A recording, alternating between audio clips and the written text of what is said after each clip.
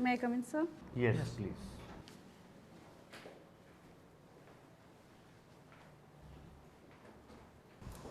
Please Please sit sit down. down. Good evening, sir. Thank you, sir. Monisha Singh, जी sir. Hindi माध्यम से आप जी sir. अपना इंटरव्यू देना चाहती हैं जी सर। और संविदा विधि आपका फेवरेट सब्जेक्ट है। नो सर, तो मेरा ऑप्शनल सब्जेक्ट में फैमिली लॉ, टीपी एक्ट और कमर्शियल लॉ है। कॉमर्शियल लॉ, ठीक है। मुझे बताइए भागीदारी क्या होता है? सर, दो या दो से अधिक व्यक्तियों के बीच कारोबार के संबंध में भागीदारी होता है, जिसमें आपस में लाभों का बंटवारा किया जाता है और उनमें से सभी के द्वारा या किन्हीं के द्वारा। ठीक ठीक ठीक है। मुझे बताइए क्या फर्म का रजिस्ट्रेशन होना भागीदारी अधिनियम अनिवार्य बनाता है? नहीं सर, अनिवार्य नहीं है। वैकल्पिक है, आप यस सर। वो कर सकते हैं चाहे नहीं। Yes sir. ठीक है। मुझे बताइए यदि कोई डिक्री एक पक्षीय रूप से किसी प्रतिवादी के विरुद्ध पारित कर दी गई है तो प्रतिवादी को उस स्थिति में क्या क्या उपचार उपलब्ध होते हैं? सर, ऑर्डर 9 रूल 13 के अंतर्गत वो अपास्ती का आवेदन दे सकता है। ठीक है।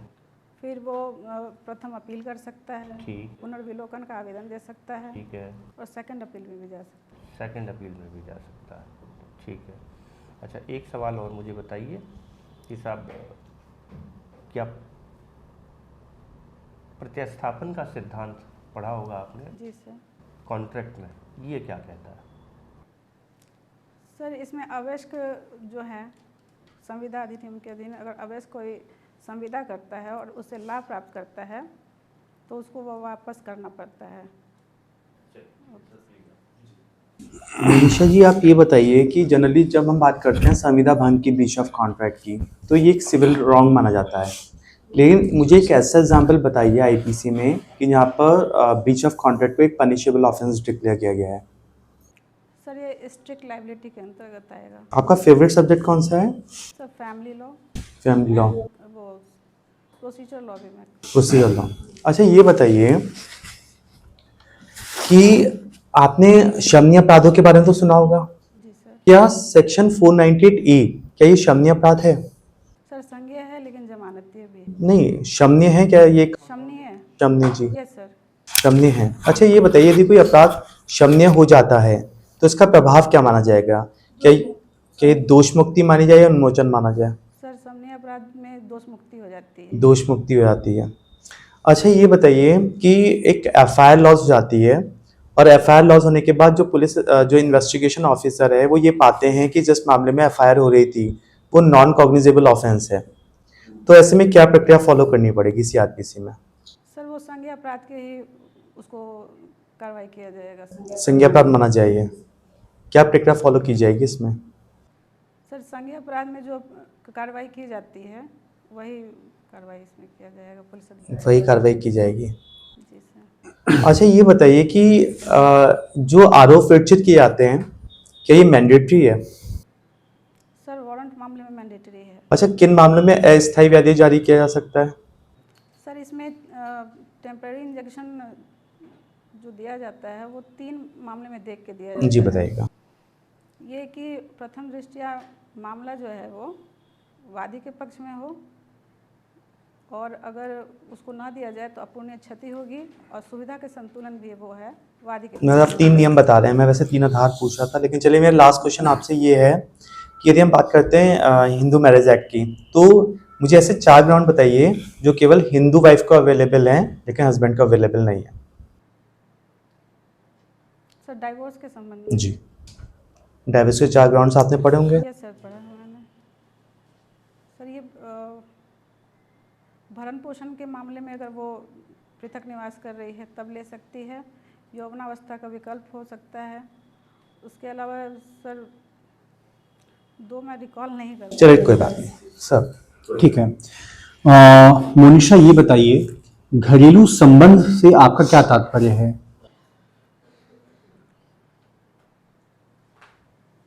Sorry sir. कोई बात नहीं। आपका पसंदीदा विषय फैमिली लॉ है, इसमें हिंदू लॉ है, जी सर। ठीक है।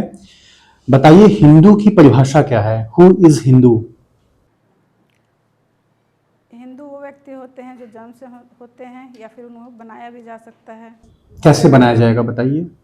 जो हिंदू धर्म के अनुसार आचरण करते हैं, अच्छा। वर्ण परिवर्तन कर लेते हैं, ठीक है।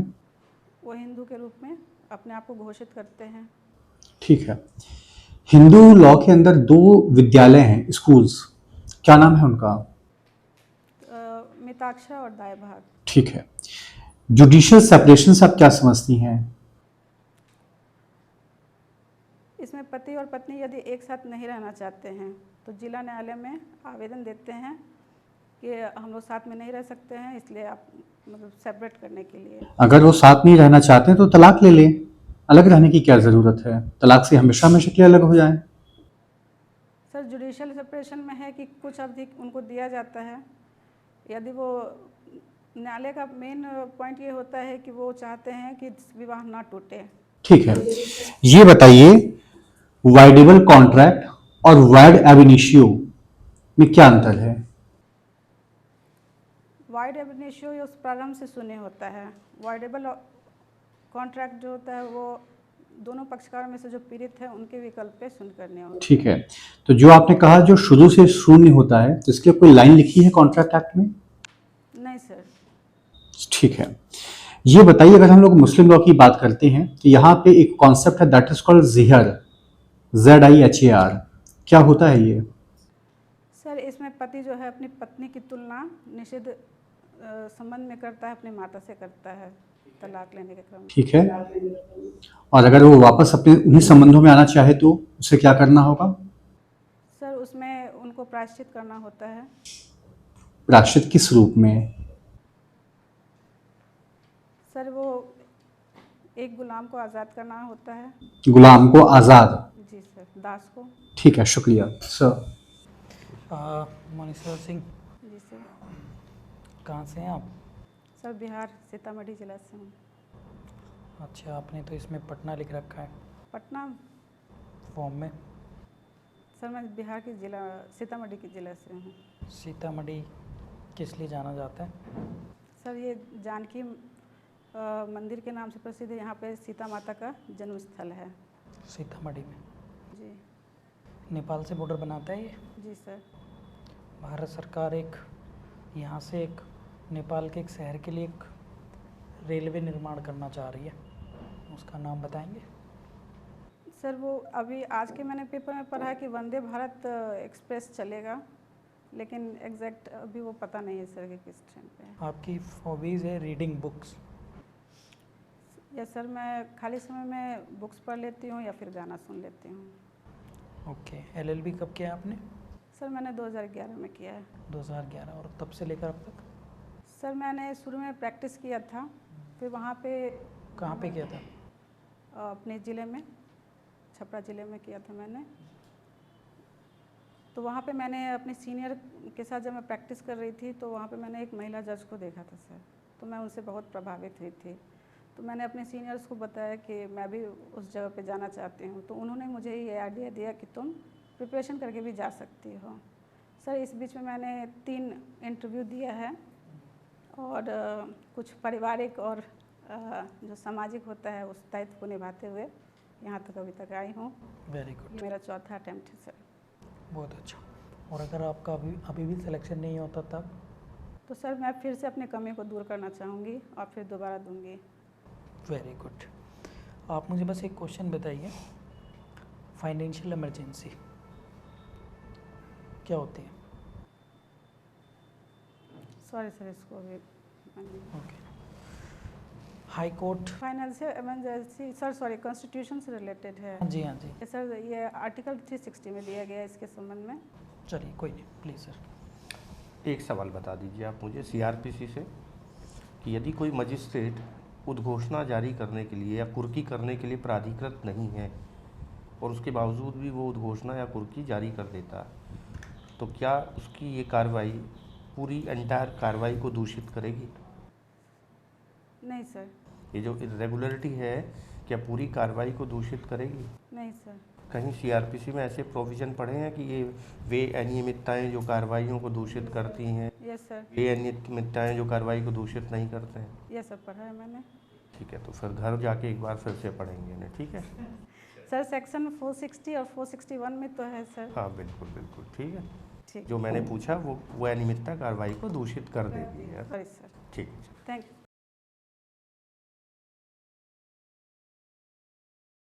क्वालिफाई हो गया था इंटरव्यू जी। और इस बार क्वालिफाई नहीं किया। यस और पहले वाले इंटरव्यू में? सर मैंने 3 दिया, ये मेरा चौथा है। एक एपीओ का दिया है मैंने। अच्छा अच्छा अच्छा। एपीओ में क्या रहा? हाँ सर, 40 मार्क्स उसमें आया था मुझे। उसमें भी कम हो गया ना? उसमें हाँ, मेरा मेंस में भी कम आ गया था क्योंकि डेंगू वगैरह से मैं उसमें बहुत ज़्यादा। इस बार मेंस कैसा हुआ आपका? सर सही हुआ है। पेपर तो नहीं छूटा कोई? नहीं चलिए हो जाएगा इस बार। सर, बस आप लोग का ब्लेसिंग्स चाहिए। नहीं हो जाएगा डेफिनेटली। ठीक है, मैं 2-3 बातें बता देता हूँ आपको, ठीक है? एक तो ना हो सकता है कि वो कोई हंसने की चुटकुला मार दें या कोई ऐसी बात करें ताकि आपको फिर लॉस हो जाए, तो ओवर लाफिंग नहीं करनी, हंसना नहीं है, ठीक है? मतलब स्माइल कर दीजिएगा। और बॉडी गैसेट ठीक है आपका, प्रेजेंटेशन ठीक था, वॉइस है, ओवर ऑलरेडी आपको 3 इंटरव्यू एक्सपीरियंस है तो कोई दिक्कत नहीं आएगी, ठीक है? जो मैंने नोटिस किया है बस वो ओवर लाफिंग का ही लगा मुझे तो। वो भी बट- 1-2 बार हाँ, मतलब- कैजुअली था, कोई बहुत ज़्यादा गंभीर बात नहीं थी इसमें। हाँ ठीक है, थोड़े से बाल और सही कर लेना, अपने पीछे के बाल दिख रहे हैं ना जब इंटरव्यू में। पॉनीटेल, हाँ हाँ, पॉनीटेल बांध सकती हूँ या खुला? पॉनीटेल या आप वो भी बना सकते हैं, क्या बोलते हैं उसको? जूड़ा। जूड़ा, नेट से बांध दीजिएगा। जाली वाला आता है उसको लगाने का ना। ठीक है। ठीक ठीक।